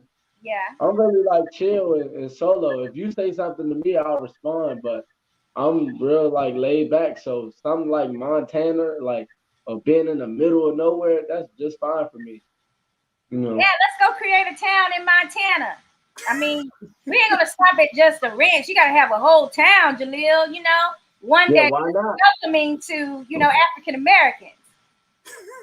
I got a question for DC, baby. DC, I had a question. What caught your attention when you first met Jalil? What really stood out? And how long ago was that when you first met him? Okay. Wow. I actually today I posted a picture on my Instagram of the first day that I met Jalil. And wow, he was 15 at the time. 15? And I went to the gym and met him and his dad. And Jalil was actually in the ring when I got there, if I remember correctly. This was in Maryland? Huh? Where? This in Maryland? What? Yeah, yep. Okay. And me and Bernard were talking on the side, and I'm looking in the ring at Jalil sparring, and I'm looking at his ring generalship, his fundamental skills, his footwork. And I was like, wow, I was impressed, and didn't even know he was 15 at the time. And but I always tell people what really impressed me even more is when he came out of the ring and we talked. And it blew me away that at 15, number one, he had the skills that he did, but also just the way he spoke. He was humble, wasn't no lingo, very bright, very educated, well-spoken, just well-rounded. And that's what really, really stood out with me. And then after that, we continued communicating. I continued going to check him out at the gym. His work habit was off the chain. I mean, every day. I mean, even that night that I saw him for the first time, he did about 9 rounds sparring. He lifted weights. He got on the treadmill and ran about 10 miles, all in one evening. Wow. So I was like, yeah, he locked in. This kid is locked in. And shucks, that night I got on the floor, landed on the floor, and it was like, hey, we may have something here, The first night, yeah, I talked, yeah, that first night, and I said, I'm gonna keep an eye from afar, and after a while, it made sense. Well, you told a little white lie though, because you said you was gonna do it from afar. But I know for a fact that you guys have grown into quite the friendship here. Oh, definitely. No. I'm talking about in the beginning. After that first time, I kept going to the gym and checking them out, and of course, me and Bernard stayed in communication with each other. Bernard would tell me when he was going to spar and work out, and I would pop up here and there, and it just all came together. Wow.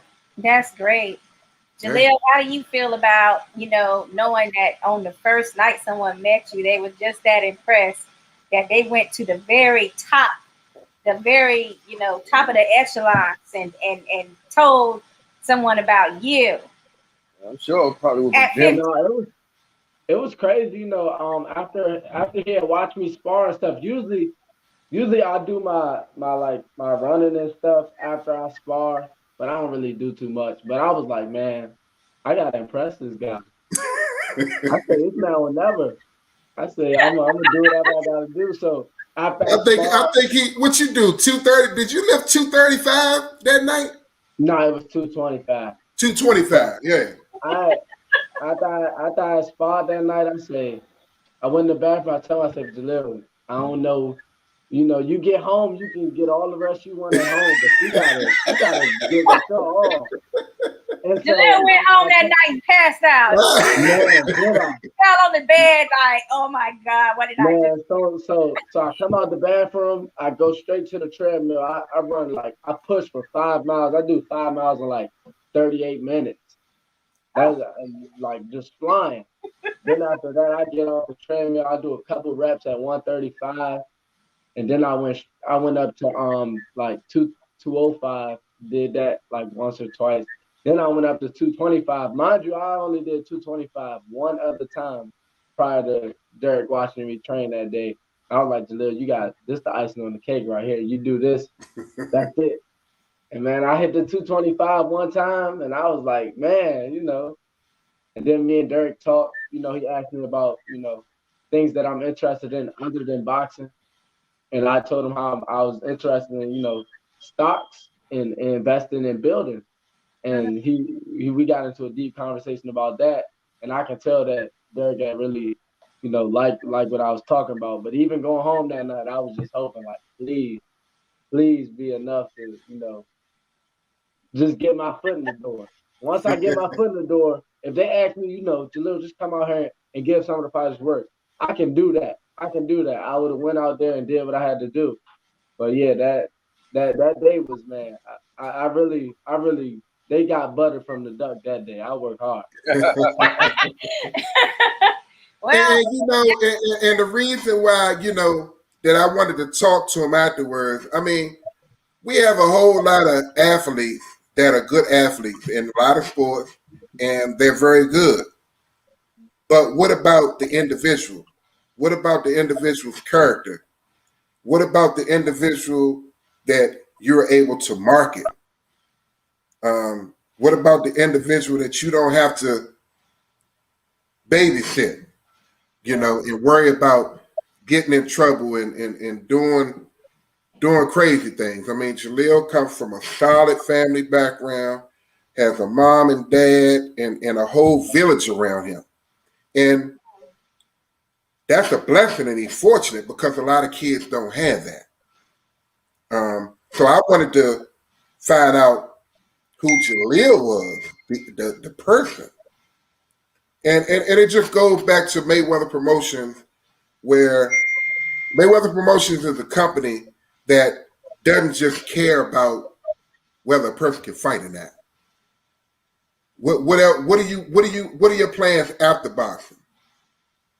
What do you like to do? What are the positive things that you want to do aside from just boxing? A lot of people don't care about that. All they want to know is, are you going to win? Right. Yeah, that was actually one of my questions I had for him. Was there a cause or something important to him, like on a personal level, or something that he wanted to, contribute to or give back to in the future? Oh, say it again. Do you have a personal cause or something that's dear to your heart that you wanted to be able to give back to, once you're established and well, you don't even have to be established to have something that you like to, volunteer for, just something that's close to your heart that you want to work within, like an organization or something? It's not really a specific organization, but I know a lot of times, especially me coming up, I had to, everything I got as far as a boxer, I had to work hard for it. Like, to get noticed, I had to work super hard for it.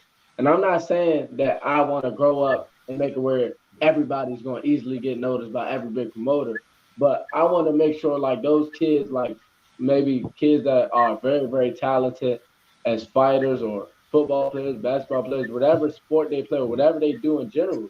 We have a rocket scientist, but we don't know he's a rocket scientist because he can't afford the technology that rocket scientists use.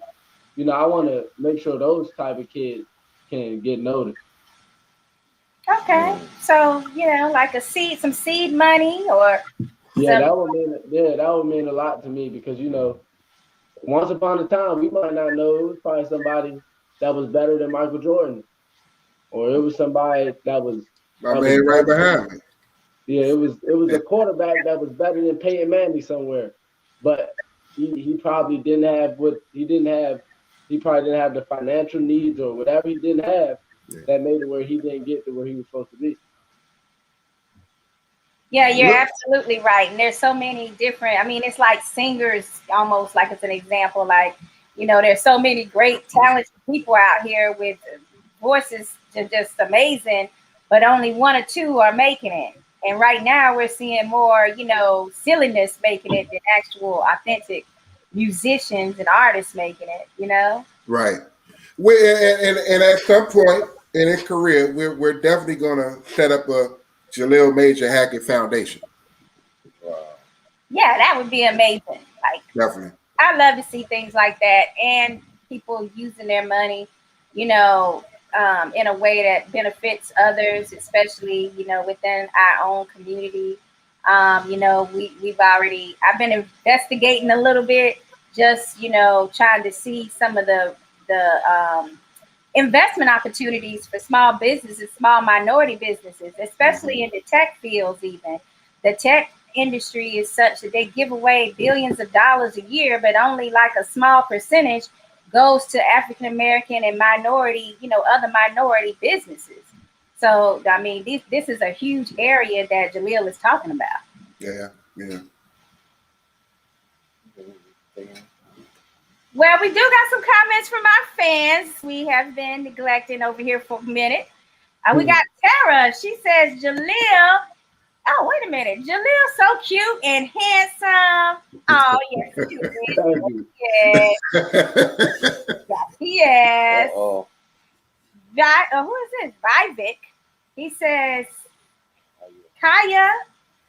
What? I can't read that. Callie Bay or something. I don't know. I don't know either, but nice. Then Rob has to go. He says, gotta love you and leave you guys. Got a lesson with Cynthia Rothrock. Have a great night. Thank you. Your time. He's in the UK. Oh, okay. Thank you. Yes. Thank you for coming in. Rob says, I'm going to have to put some money on this kid. That's right. You definitely going to get paid. That's right. Yeah, that's a great investment. Jalil is focused. And then he says, hi, DC. What's up, Rob? Thanks for checking us out. Be on the lookout. Wish all the best to Jalil. Great things to come. Man, thank you, Rob. Thank you so much, man.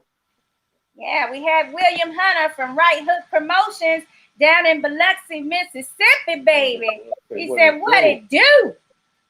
What it do, man? What's up, Will? Gotta love me some Hunter. I love me some Hunter now. That's my fam. And then Alana says, hey, Pep, Milwaukee in the house. Hey, what's up, Lana? Hey, what's up, Milwaukee? Hey, Alana. I think she was on the show the last time, wasn't she? She probably was. She probably scoping out. Milwaukee in the house. Jalil, how are you going to handle this new lady pressure you might be under? Or it might not be new. That's a lot of pressure. It might not be new. He could be already had plenty.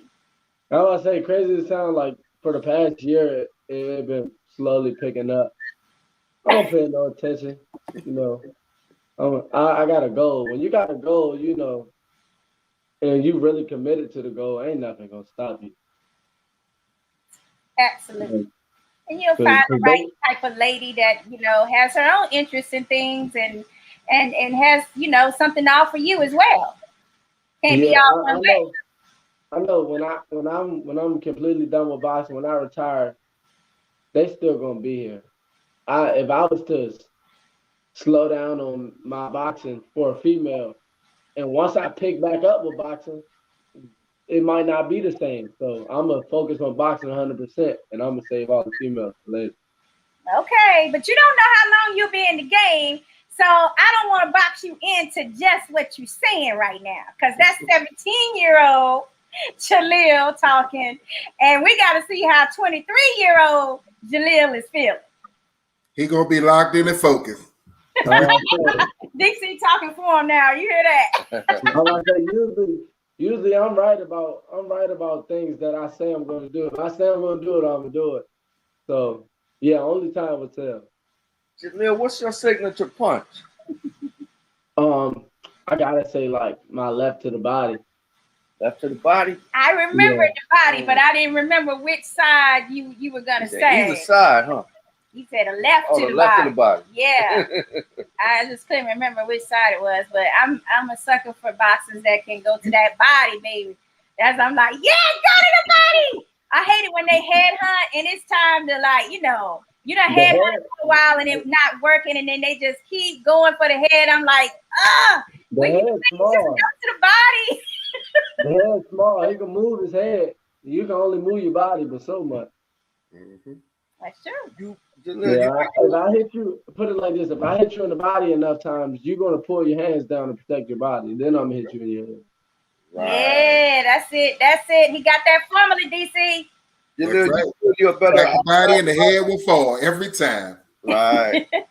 You feel you're a better outside or inside fighter? Inside. Anybody in the boxing world that knows Jalil Hackett, they say, man, that boy, he fight inside. Oh my goodness. So when I did your article, well, part of the conversation was the fact that Gervonta Davis and his coach, what's coach? Calvin, yes. That they also were very impressed with you and also had great words to speak about you. I mean, how do you feel having such key people in your life that, really are impressed with your skills and your high level too? It feels good, because Gervonta Davis, he's world champion, and he's pound for pound. If he's not in your top 5, your list is completely wrong. Honestly, let me reiterate: if he's not in your top 3, your list is wrong. Because he's just a dominant force in the ring. So for somebody like him to say, him and Coach Calvin to co-sign on my ability, it means a lot. It tells me, Jalil, you're going somewhere, or you're doing something right. So what do you think it says about boxing heads? Because, well, they don't have him on the pound for pound list at all, I don't think. If he is on the top 10, I mean, I know he's not top 5 that, these boxing pundits have him at. I'm about to say, I know I've seen multiple lists where he was like 8 or 9. In my opinion, he's probably he should be more towards 3, between honestly, he should be anywhere between 1 and 5. Really. If we're being 100% honest, he should be between 1 and 5. And I'm not saying this because, we both under the same promotional umbrella. We're gonna call a spade. Like, Terrence Crawford's under a completely different umbrella, but if he's not in your top 3, your list is wrong. If you be completely honest, Tank should be in your top 5. Right. When you the cash cow of boxing and the pay-per-view star of boxing, it's no reason why you shouldn't be up in the top 2 or 3. No reason. And you the champion. Get away with this tonight. No, we is not gonna do this tonight. Last time you said you put money into it. You said that it based on his pay-per-view numbers and this and that. No, I can't let you do that now. Pay-per-view numbers. I got ringed in. Listen, undefeated. Undefeated. They got a 98.6 knockout ratio. What else you need? Okay, I'm with you all day. Listen, I'm with you all day when you start talking about the actual boxing. Now, I jump off that train when you start talking about how much somebody is bringing to the table. Ryan Garcia is also going to be somebody that brings a lot of money to the table. However, he's not on Tank's level. Yes, I'm saying it. My point exactly. So it's no need to talk about him then in the top 3 or 4. Just because he got a big social media following, that ain't bringing no money. If you're not in the biggest fight on pay-per-view, and got a 98.6 knockout ratio, what are we talking about you for? Okay, here we go. And it's nothing against Ryan Garcia. I'm just talking about Tank's accolades. Listen, I know how to get DC started, Jalil.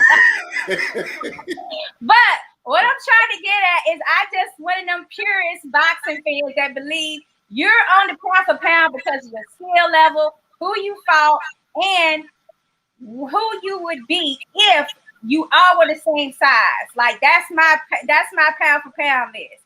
I ain't got to put no damn coins on the list too as a category. That's what we get. If we base it off of that, if we base it off of your criteria that you just stated, that's even more of a reason why I can't say he's in my top 5 anymore. He's now moved down to the top 3. If he's not in your top 3, your list is wrong. Because any given moment he can end the fight. Like even when we were watching the Santa Cruz fight, you can hear the commentators talking trash about how this fight was so competitive. Then boom, Santa Cruz is out. Bam. So, yeah. Listen to this. Well, I mean, literally. I mean, what Jalil just said, literally, as the commentators were commenting and saying that, that's when he caught him. If you go back and look at that fight, literally, as they were talking about Tank and criticized him, bam. Yeah, like he heard. Fascinating. I did think that. I was laughing about that. So, they have me doing play-by-play commentating now. So I'm like, damn, I got to make sure I don't say certain things so that shit right there don't happen. Because that right there was like, oh, man, you just got to eat those words real hard now. But I'm not saying that Tank is not on the top 5 pound for pound list at all. I'm saying he is. I'm just saying not because of money aspects. I mean, I'm including that because, I mean, when you the cash cow, that got to count for something. If you the pay-per-view king, they ain't going to put you on the pay-per-view and you the pay-per-view king for nothing. So that got to be included in the criteria. Who is your top 3? Give me your top 3 right now. I want to hear y'all top 3. Oh, you're gonna try to put me on the spot. Okay. Yeah, I'm interviewing you now. One has been Bud Crawford for like maybe 3 years, even maybe 4. I don't know. It's been a while. Okay. Then I actually have to put somebody like Manny Pacquiao on that list because he's still active and he's still beating younger fighters, prospects. I mean, not prospects, but okay. And I'll give you that. Okay, and then of course, if Floyd was still active, he would be above Pacquiao for me. Ahead of all of them. Yeah. So now active fighters right now, your top 3. I do like Inoue, the monster, way on the bottom of the list, but some people like to ignore those lower weight classes, but I think he's a beast. And then I also think that Shakur Stevenson is really high on that list somewhere. I can't give him. I need him to fight like 1 or 2 more people for him to be like a top 5. But I think he's up there. Okay, when you say fight 2 or 3 more people, what level? What division? Fight anybody? 2 more people? Oh no, definitely. No, I need him in a super. I need him in a super featherweight, but. I need him in a super fight as well, with someone. Okay, I agree with that. He needs to fight somebody with a name. Right. But he is another one that I can say he should be in your top 10 too. Even if you don't put him in like your top 5, he should be in your top 10. No, they're talking about Shakur. Shakur Stevenson. So, okay, and then one more to round out my people. I mean, I really, really, really enjoy my 140-pound Rodriguez. Well, no, his name is not Jose Ramirez. I like him a lot. Although I know we got to see how he performs with. I just love the body work. Like I told you, I love somebody that knows how to go to the body. That's gonna be. People may think it's gonna be a boxer versus a banger, but I feel like he's fighting Josh Taylor, correct? Josh Taylor, yes. Yeah, I feel like it's gonna be one of those situations where Josh said, "Man, I'm gonna stand up to this guy, see how it work out." And we might got a fight of the year. Wow. Yeah, I'm hoping for that. I'm hoping, and I know for sure he's not going to be cold like he was for Postal. You know, that was like a COVID, fight that kept getting rescheduled and rescheduled. So, and nobody really looks good against Postal, so I'm going to let him slide on that one. But I think he's going to really come in and be, really super prepared for this challenge here with Josh Taylor. Hey, Jalil, what do you thought about the fight? What's the guy that beat Michelle the other week? Valdez. Oscar Valdez. Yes. He said, what do you feel about him?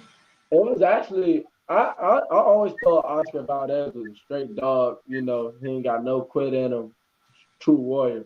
But going into the fight, I thought Burchett was going to be the guy that came out on top. But after the second round of that fight, I knew he was not going to win. It seemed like Oscar was dominating. And once Oscar had hurt Burchett in the third round, it seemed like he never recovered. Yeah, that's what I said too. And I had predicted Burchett too, just because the size seemed like it was just such an obstacle for Valdez to deal with Burchett's size. But once he hurt him, it was like he never had the right type of legs to win that fight after that. DC, do you think we'll see a Tank and Teofimo fight this year? Or I know Tank jumping up in weight, ain't he, to fight somebody? It's possible. But well, that's what little birdie told us. He got something real big coming out.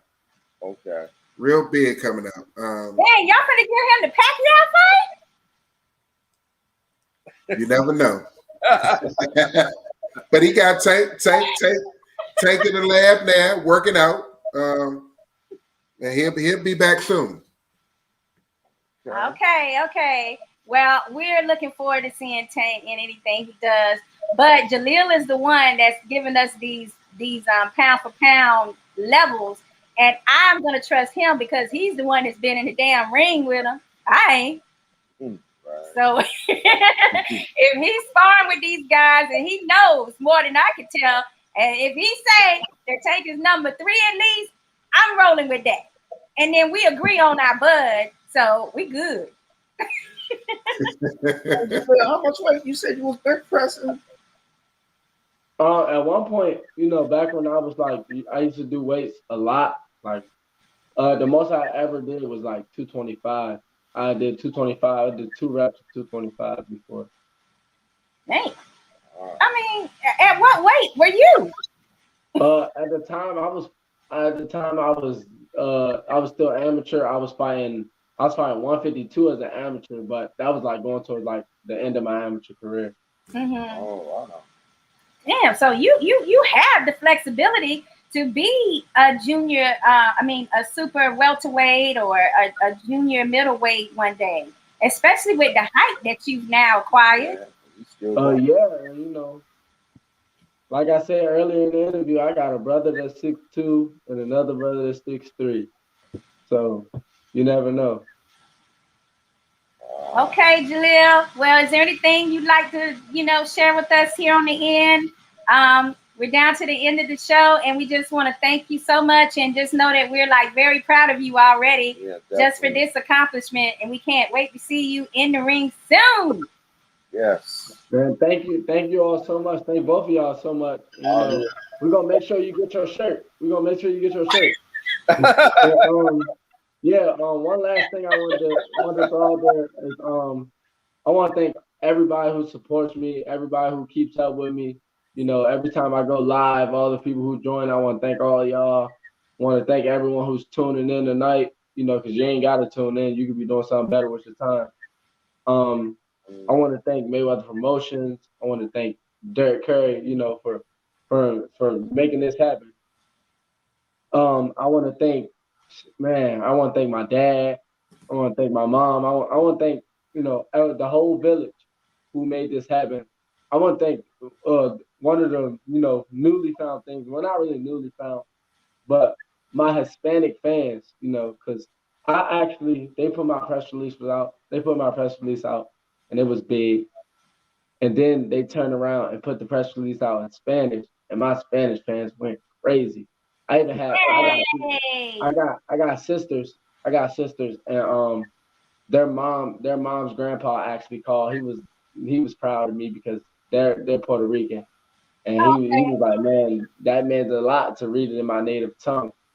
So I was like, man, you know, my Spanish fans, I didn't realize how much they loved me until after that. So I want to thank them too.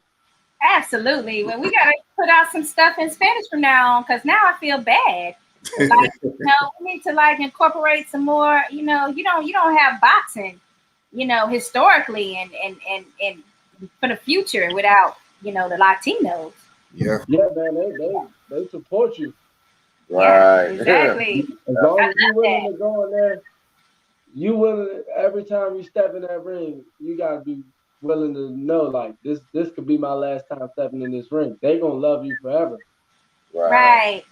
Yeah, for sure. Do you think this might influence you to learn a little bit more Spanish in the future? Oh, yes, it has. You know, my dad at his job, a lot of the workers, they're native speakers of Spanish. So Okay. I often sometimes when they're talking, I just listen in, try and pick up a few words. Like a lot of the times, if someone talks to me as if I'm a child, like dumb it down in Spanish, I'll be able to understand. Like they tell me to do something, I'll be able to do it. It's just the response that I've been working on. Yeah, it's always hard to speak a different language than it is to actually understand it, to me. Yeah, it's crazy. I had one of my dad's friends. He say you learned English, didn't you? I say yeah. He said English one of the hardest languages in the world. Out of all the languages, English is the hardest language to learn and master. And you learn English, so you should be able to learn Spanish. You're absolutely right, because we put our verbs in the front and everyone else puts it at the end. Yeah. It's after. So that's kind of the adjectives and the nouns are like reversed with English, where everybody else's is the same. So we got to get on the line. We're going to have to text each other so we can get our Spanish in order, Jalil, because I'm needing help too. Yeah, we're going to make sure y'all get y'all merch. And also I got a lot of my merch dropping soon within the next couple weeks. So as soon as I drop this Major Hackett merch and I got a line, you know, boxing is my life. When all this stuff drops, I want the fans to be tuned in and I want to see it sold out. I want to be in a situation where it's like, man, I didn't have them make enough shirts, or I didn't have them make enough books. I want to be in that type of predicament. Now, so it's gonna happen, and we'll be glad to put that merchandise on and have them at, you know, your brand as, you know, some of our sponsors and stuff like that. We'll wear your brand. You know, this one right here, everybody asks him where he get all his stuff from. I walk in the room, I don't get no attention, Jalil. They just want they looking at him and what he got on. I said, something wrong with this picture. DC. And also boxing Playhouse, before we get off here. DC, you broke up. On behalf of myself and Mayweather Promotions, I want to send our deepest condolences to Jared Hurd and his family on the passing of his father, Fred Hurd, Sr. So our prayers and thoughts with Jared and his family. Oh yeah, most definitely. Yeah, many prayers to them and their family. I hadn't heard. Yeah, I was talking about great man to talk to, fun-loving, a true father, true soldier, great man. Oh, certainly wish them the best. Yeah. Okay. So, is there anything else from you guys? Jalil, tell everybody. Who's your friend back there? Hi. Yes, love Jalil. Ooh, these are future champs. You know, we gotta keep them around. I ain't want to tell them, man, get out. No, no, you don't need to do that with us, man. You don't need to do that with us. We love kids. What's up, guys? Hi. Hey, we're in Florida. How are you guys doing tonight? Good. Great. Do you guys love Jalil? Yeah. I'm sure They, he they loves you live, guys they, too. they live close to Disney World. We go, yeah. Yeah, we're close to Disney.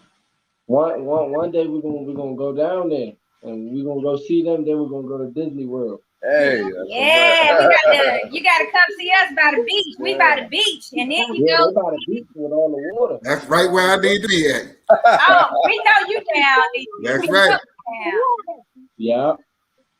But no, we definitely, I thank you all, Emelio and Hey. Shakira. You always been our number one platform. You've always given us a platform for Jalil, and I appreciate you all. Definitely. Oh, thank you. We appreciate you too, DC. Yeah. And that was a great chance meeting for that Pac and Keith Thurman fight, wasn't it? Right. The Pacquiao Keith Thurman fight in Vegas. Yeah, that's what that was. Okay, Yeah. so my last question for you guys is, Jalil, DC, do you love Boxing Playhouse? No doubt about it. No doubt about it. All right. Well, we love you guys right back. We on the Jalil train now. So DC, when Jalil get ready to fight, man, y'all got to come back on, man. Oh, definitely. Yeah, you all will be the first to know. Like I told y'all, you'll be the first to know. Well, we hope that we can actually participate And be there, hopefully. Oh, no doubt. No doubt. Y'all already know. You know, when Jalil fight, you all gonna be there. Hey, much all right. y'all. You guys take care, be safe, and we'll check in with you a little later in a couple of weeks, hopefully, right? Yeah. Yeah, we'll have some breaking news very soon. All right. Yes, I can't wait. Thanks so much, Jalil. Thanks, DC. guys. We love you. All right, you all take care. Have a good night. Man, I just love that little Jalil. Like, he is going to be something really special, and I can't wait to see him in the ring. He's so humble. He's talking about who else is on the top pound for pound list, and one day he's gonna be at the top of that list. You know that? Yeah. Jalil, one of them type of dudes. I could see him with a big endorsement or whatever, and making it affordable for his fans. He's that type of dude. Yeah, absolutely. And you see how he's already involved with kids and their futures and making sure that, you know, they have something to look forward to too. I mean, at 17, my mind was way beyond where he at. We know where your mind was at. You was on girls. Like most guys that age, that's what's on their mind. I still don't think I'm where he at right now. That may be true. That may be very true. Still not there where he at. Yeah, you're my fun guy. Okay, guys, until next week, we thank you so much for being on Boxing Playhouse. We are on Thursday nights at 8 p.m. You can also catch us on our YouTube page. Please subscribe. You can also catch us on Twitter and IG. And for my articles, you can go subscribe so that you can get the latest and greatest Sakura A news. You can find us on www.boxingplayhouse.com. Until next week, cheers and love one another. That's to Jalil.